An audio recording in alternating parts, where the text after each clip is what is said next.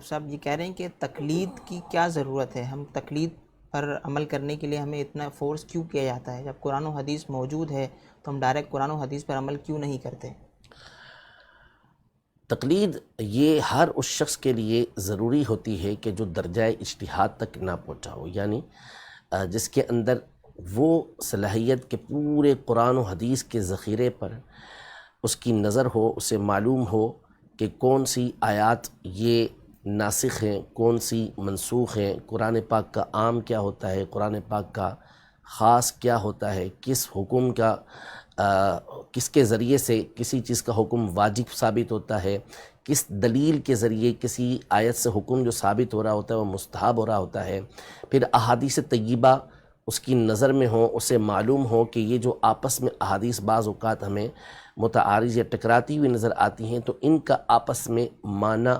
کیا ہے، ان تمام چیزوں کی طرف اس کی نظر ہونا، اور پھر ایسی صلاحیت اس کے اندر ہونا کہ وہ ان کے معنی کو جان بھی سکے، فیصلہ بھی کر سکے کہ کون سی راجح ہے، کون سی مرجوح ہے۔ یہ میں آپ کو الفاظ بول رہا ہوں، یہ الفاظ بھی بہت سو کے لیے بڑے مشکل الفاظ ہوں گے، تو یہ صلاحیتیں جس کے اندر ہوتی ہیں، درجہ اجتہاد تک جو پہنچتا ہے اس کے لیے حکم یہ ہوتا ہے کہ وہ براہ راست قرآن و سنت سے احکام کو نکالے گا اور اس پر عمل کرے گا۔ باقی اس کے علاوہ جو افراد ہوتے ہیں ان کے لیے قرآن و سنت کے اندر یہ حکم موجود ہے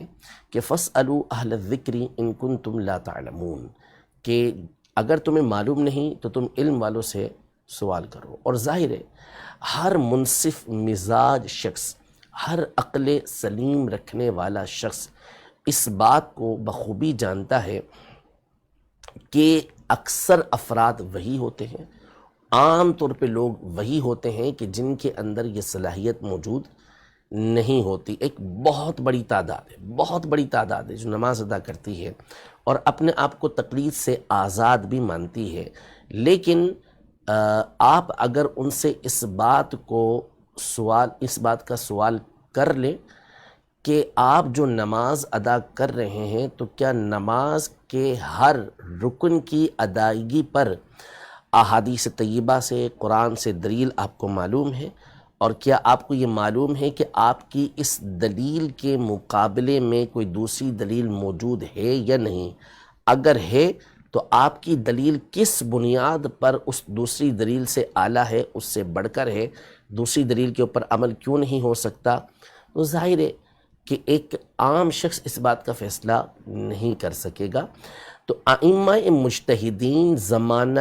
صحابہ کرام علیہم الرضوان سے یہ سلسلہ چلتا ہوا آ رہا ہے کہ جن علماء کے اندر، جن صحابہ کرام علیہم الرضوان کے اندر، جن تابعین کے اندر، جن تبع تابعین کے اندر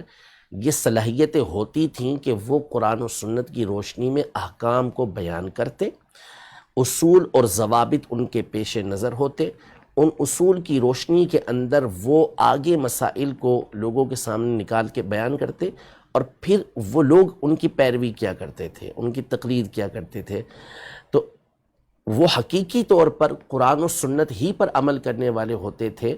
البتہ ان ائمہ نے ان کے سامنے وہ مسائل کھول کر رکھ دیے، آسان کر کے رکھ دیے، اس لیے ان کی تقلید کی جاتی تھی، ان کی بات کو مانا جاتا تھا۔ لیکن حقیقی اعتبار سے جو بات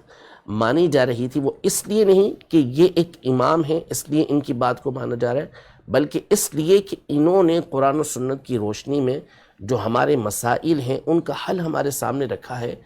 اس پر ہم عمل کر رہے ہیں۔